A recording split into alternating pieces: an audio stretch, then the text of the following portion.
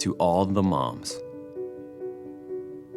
of children who are still at home or all grown up, moms who've outlived a son or daughter, or moms of babies they never got to hold, moms who've raised kids all on their own or became a mom to someone who needed one,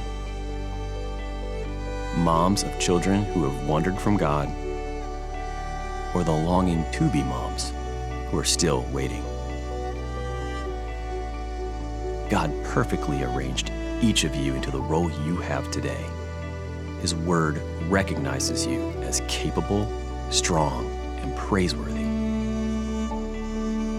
Everything you do makes our lives more beautiful. Happy Mother's Day.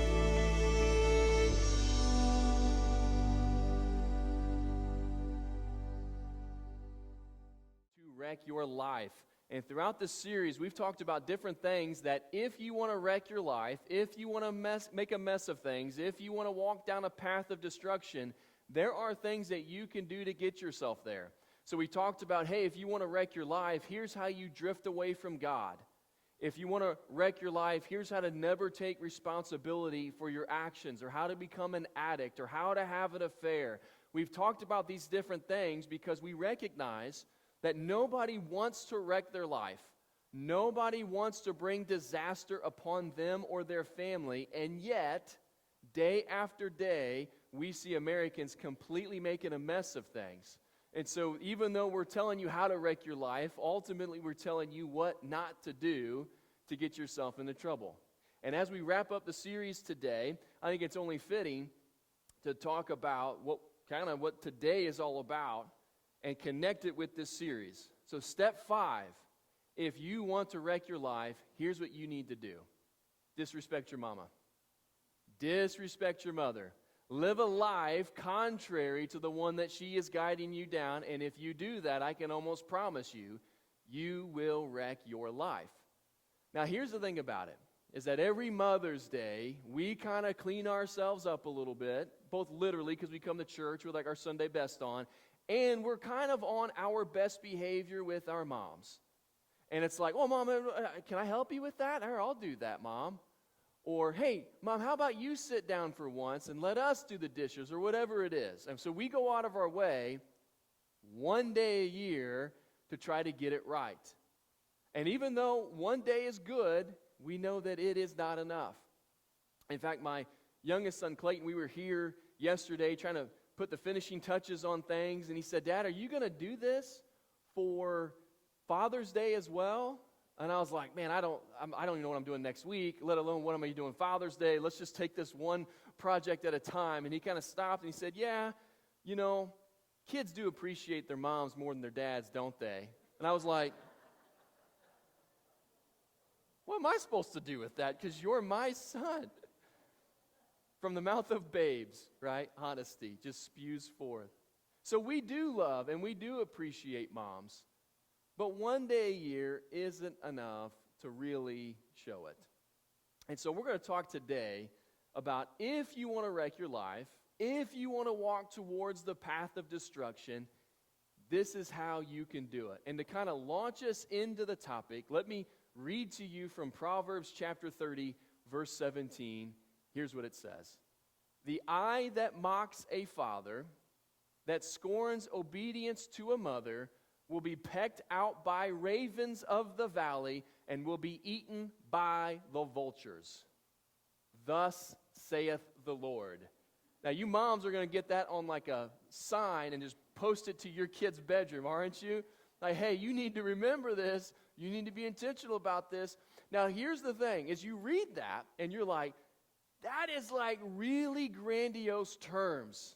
Like that is a big, like almost you're thinking, this is an exaggeration. It's like when you heard the story as a kid of the boy who cried wolf. And the application was, if you tell lies, you get eaten by wolves. You're like, really? That's going to happen? So you read this and you're like, so the person who mocks their father and scorns obedience to their mother, they're going to have their eyes pecked out by ravens, and then the vultures are going to come and just devour them? Like that? Why is God speaking with such big terms over something that seems so insignificant? And the reality is, because it's not insignificant. And here's what you have, and this is what the authors of Scripture knew to be true as they were inspired by the Holy Spirit to write this.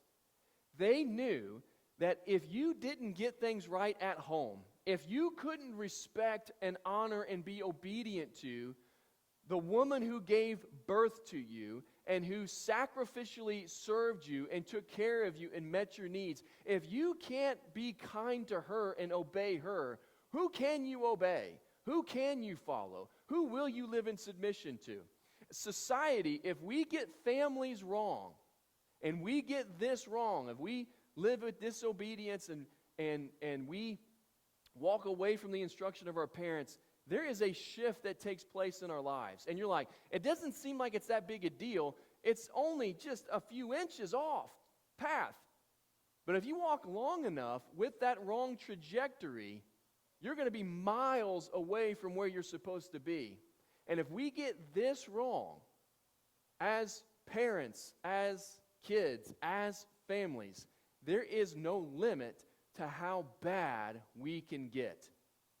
And if you think I'm lying to you, when you go home today, you turn on the news and you tell me that I'm not telling you the truth. Because this is exactly what we see. So it's used with like such big, grandiose terms because we got to make sure we get this right. But if you want to wreck your life, if you want to disrespect your mama, how can we go about doing that? What do we need to do? What are the necessary steps to messing this up? Well, if you're taking notes, here is step one. If you want to disrespect your mother, number one, be disobedient. Do not listen to what they say.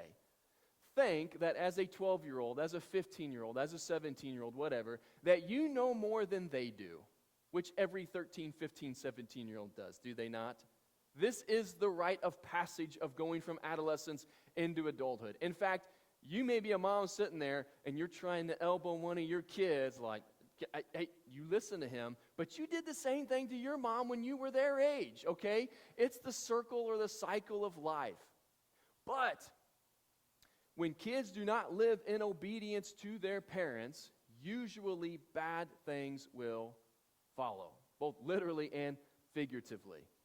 So, Ephesians chapter 6, the Apostle Paul is discussing, he's like addressing different people within the family or within society and says, here's how you're supposed to act. He says, fathers, here's how you're supposed to act. Wives, here's how you're supposed to act. Kids, here's how you are supposed to act.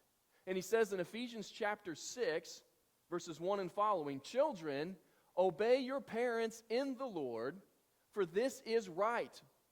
Honor your father and mother. It's in quotes because that's the fifth of the 10 Commandments given in Exodus 20 and Deuteronomy 5. So he's quoting Moses here. He says, honor your father and mother, which is the first commandment with the promise.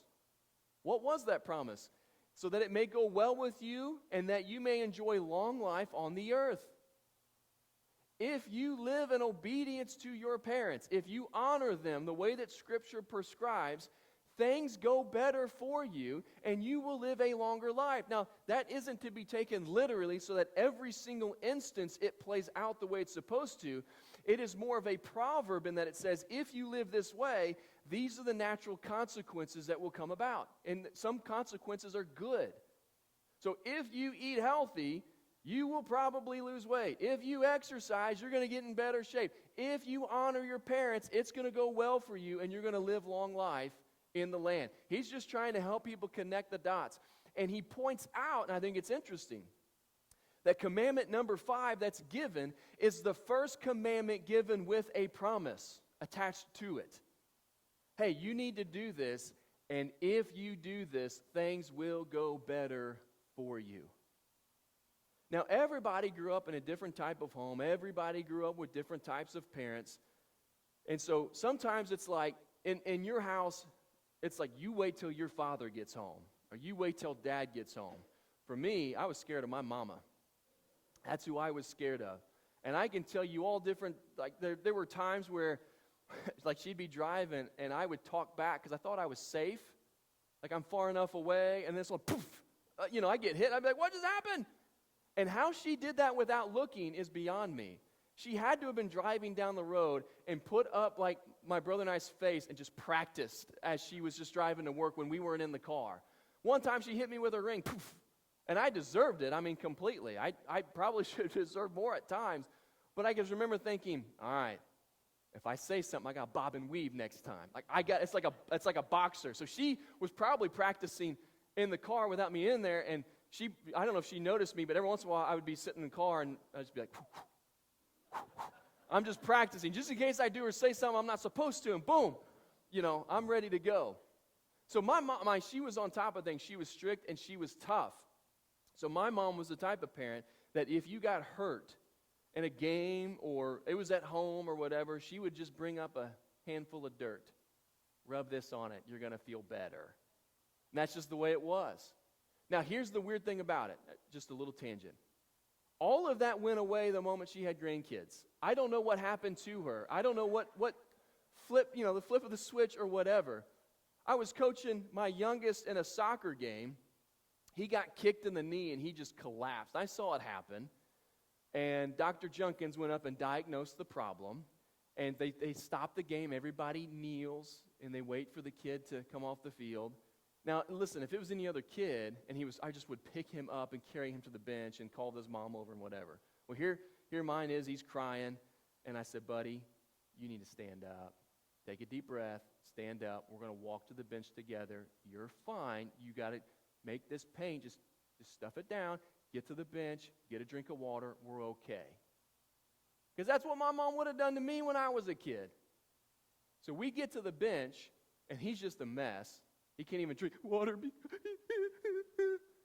I'm like, hey, you're okay? Just take a deep breath. I go back to coaching the game. My mom walks around. Spectators in soccer are on the other side. She walks around to come and check on him. I'm thinking, his leg's still attached. He's not bleeding. What are you even checking on?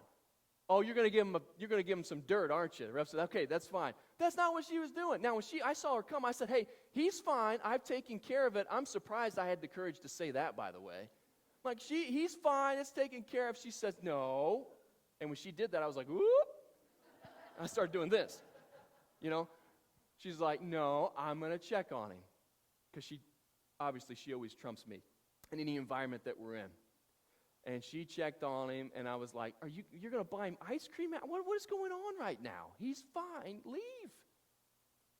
So I was always scared of my mom. So obedience to my mom was easy because she had the fear of God in me. In fact, even today, if she put her hand on a chair, I didn't say it. It was Titus. Get him, not me. But this is a twofold conversation. Yes, kids need to obey their parents, but parents, we need to understand that kids just have they're born with the desire to push boundaries and limits. They're going to go as far as you let them go and then 10 more steps in the other direction. So as parents, we need to set up a system of discipline and the fear of God and all of it so that not only are they being told to obey in this context and when they come to youth group and when they're in kids zone, because we're big on that, hey, you got to obey your parents, but they have got to see that consistency modeled at home. But if you want to wreck your life, build up a habit of disobedience and do things, and it's almost like psychological warfare. Whenever your mom says, put the clothes in the hamper, throw them in a pile right next to an empty hamper, and you will just see the wrath of God come out of them. It's like, you couldn't, it's like a foot difference. What are you doing? Little things like that are going to go a long way if you want to wreck your life, and it will establish a pattern of behavior that will only get worse to the point to where you're going to be in the desert somewhere, and there'll be ravens plucking out your eyes and vultures feasting on them. That's where this is going to go. So step one, if you want to disrespect your mother, is don't be obedient to them. Here is step two. Don't help them out. Here's just the typical American household. Moms are running around at 500 miles an hour, almost reaching Mach 1 speed, and everybody else is just kind of like, why are you so stressed out? What's going on? Like, hey, just relax. And she can't relax because everything else has to get done. And oftentimes, we do not connect the dots that we're not doing anything. She's doing everything. Maybe we should help out and do something to help her in all that she does. Now, I will say, and I come by it honestly, I don't fold the way my wife wants things folded. I'm not physically capable. I don't know what's wrong with my hands whenever I fold. But sometimes I just give her more work because she has to refold everything that I folded. And whenever I do laundry, which is very rare, because I'm like, these are clothes, that's the machine. And, let's wash them. But no, there's color separation. And, no, these are delicate, these are whatever. So I'm trying to learn the system that she uses, but it's like you need a master's to even navigate that. I'm like, what in the world? Okay, yeah. So wait a minute. We could put this all in one load, but instead we're going to do 97. I know why our water bill is so high now. I have narrowed it down. But we need to still look for opportunities to help our moms. Because whenever something goes bad with a kid or they need something, guess what they do every single time without fail? Mom, because they know mom is going to drop what she's doing to take care of it, and she's going to be quick and efficient. And dad is going to say, in a minute, or yeah, I'll be there in just a second, or let me finish the quarter, or whatever it is. And we don't get to it as quickly. One time, we had to be somewhere, and so Shannon I'm going to go ahead and get ready. Here, you guys eat a snack, and then when I get ready, I'll get the boys ready, and you get ready. So I was on kid duty. We were having a snack, and we were watching something on TV, some cartoon. And at one point, I just look, and Clayton's not there. I'm like, where did he go? And I can hear him upstairs talking to Shanna. I run upstairs. She is in the shower, and he's like, Mom, can you open my guacamole packet? I can't open my guacamole. And I can just hear, she's like, where is your father? I'm like, I'm here.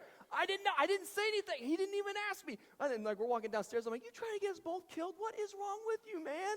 I'm literally sitting right next to you. Just ask me. But in his life, he has asked me, Dad, can you? Or Dad, will you? And it's like, yeah, in a minute. And I'm distracted or busy with what I got. And Mom always drops the more important task to take care of him. And so that's just what he does. I'm just going to go.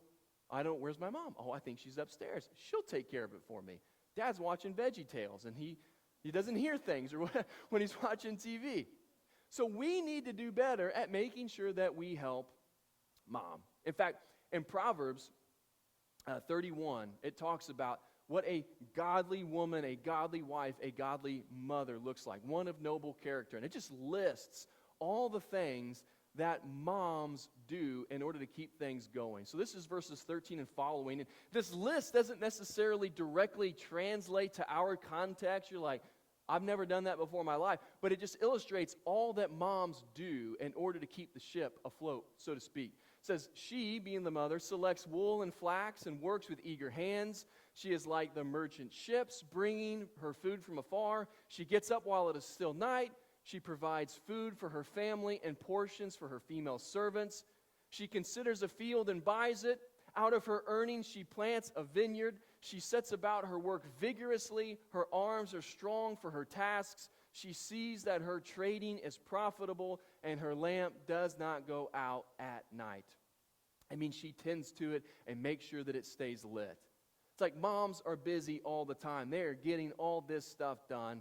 And if you want to wreck your life, just watch everything that they do and don't pitch in and don't help. Because if you do that, you'll disrespect your mom. And if you continue to disrespect your mom, it will wreck your life. So that's number 2. You want to wreck your life? Disrespect your mom, don't help out. And here's step 3. Step 3 is don't say thank you. Don't give mom the props that she deserves.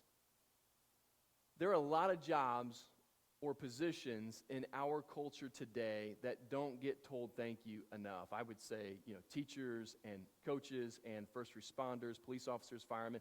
I would say the men and women that put on a uniform and serve in foreign countries to help keep our world safe. Like we will sometimes, when we see it, we'll go out of our way and we'll say thank you. But there are just a lot of thankless jobs, a lot of people who do great work. Moms fit into that category. Moms do not do what they do so that you say thank you, but you need to know that thank you goes a long way. A thank you, and I love you, a kiss and a hug, a card, flowers, those things all do great to help a mom feel loved and appreciated. Now, the thing about it is that we do really well on Mother's Day. I think it is the third highest grossing quarter or holiday, I should say, for like Hallmark, behind Christmas and Valentine's Day. So we do a good job buying cards for Mom, and like the florists have been just busy as can be to get all these floral arrangements together because we want to give flowers to our mom. We do a good job on Mother's Day. But understand that there are like over 350 other days that moms need to be loved and appreciated. It also says in Proverbs chapter 31, whenever you think about the wife of noble character and the mom who does all of this, verse 30, it says, charm is deceptive and beauty is fleeting, but a woman who fears the Lord is to be praised. Give her the reward she has earned, and let her works bring her praise at the city gate. Go out of your way to say thank you to Mom and all that she has done and all that she has meant to you, because moms deserve our praise. And when you think about all that they do, sometimes it's like, well, you think about a job and a position at a business. Okay, well, if we took this person away, what would happen as a result? What would the company or business look like? And that's how we'll determine what they're worth to our company. Imagine for a moment what your house would look like if Mom wasn't there. I was thinking about that this week. I was like, I don't do laundry the right way. I'm going to ruin all our clothes, apparently. Stuff's going to be wrinkled as it comes out of the drawer. I don't cook very much. I can grill some, but then like all the other stuff, we're in trouble. So we're eating hot dogs and PB&J bologna sandwiches, stuff like that. I do know how to work the dishwasher. I never get maximum input in, like, when my wife loads the dishwasher, I'm like, how did you get all of that in there? Shopping-wise, she has all these different places. My youngest has an allergy, and she's the one who takes care of all of that. It's like, if she went away tomorrow and I had to do all of her stuff, she broke a leg and she was down and out. My family, we are in a world of trouble because that leaves me to figure all of this stuff out. Well, whenever you start to notice that, then you need to just pause and go, you know what? Thank you. Thank you for everything you do. Thank you for everything you've done. You don't hear it enough. You should hear it more often than I say it. But Mom, honey, whatever it is, thank you. Because moms do so much to keep the ship afloat and to keep the family going. I want to close today with a story that you are probably not going to think is true, because I didn't think it was true the first time I heard it, and I've researched, and from what I can see, it is true. Now, it could just be that everybody's heard the story and everybody tells the story, and it's been told so many times that now we just assume it's true. But it centers around a man named Peter Ridgely. Peter Ridgely in 1820 got on a ship in England, and he was making the trip across the ocean to Australia, which is a long, dangerous voyage. At least it definitely was in 1820. So he got on the ship, went out to sea. At some point, the ship he was on sank. He was the only survivor. So he's on, driftwood, just hoping a boat comes by, and sure enough, one did. They went over to him. They got him out of the water. They got him fed. And then, shortly after that, that ship sank. Same thing. He's the only survivor. He's floating on wood out in the middle of nowhere, and another ship comes by. They pull him out. They feed him. They take care of him. That ship sinks. It happens to him 5 times. There's a shipwreck. He's the only survivor, and somebody comes along and picks him up. Now, the 6th boat that comes and picks him up, it's called the City of Leeds. I didn't research the origin of that name, but it's like, well, if it's got an actual name, then maybe it was an actual true story. So the City of Leeds, this boat comes by, picks him up. And he was in bad shape, which I think we all would be. We're floating in water. We have no food. The sun's baking down on us. And so they feed him, and the doctor looks him over and says, hey, you're good to go, except for you're just a little malnourished, and time will fix that. We've got plenty of food on the ship. And I'm sure Peter's probably thinking, I don't want to tell them this has happened to me 5 times because maybe I'm like a bad luck charm or something. That's got to be going through his head. And the whole time, he's probably walking around like, I'm going to walk around with this piece of wood because I know something's going to go down, and I'm going to need this as my flotation device. But after they kind of take care of him a little bit, they said, hey, we need you to do us a favor. There's a woman on board, and this woman has a really bad fever. She is like delirious. We don't think she's going to make it. She's not been eating or drinking anything. It's been several days. And the thing she keeps mumbling under her breath is, God, please help my son be okay. God, please help my son be. She just keeps praying for her son. So she knows all the people on crew. She doesn't know you. And I don't know if she would even be able to process who you are or whatever. But could you just go in, pretend to be her son, tell her you're all right so that she can die in peace? Because the men on board, their hearts are breaking for this mother. And so a little bit of time goes by, he has his strength back, and he walks in, and the physician takes him into the cabin where the woman is laying, and when he saw her, he just stopped. Because he realized he didn't have to pretend that it was his mother, because it was. Sarah Richley was laying on that bed, praying for her son over and over and over. In her feverish state, not even able to communicate with people, just praying for her son. So he was able to go and reconnect with his mother in that moment. And then he started to think, maybe I wasn't a bad luck charm after all. Maybe I was rescued every single time because my mama was praying for me without ceasing.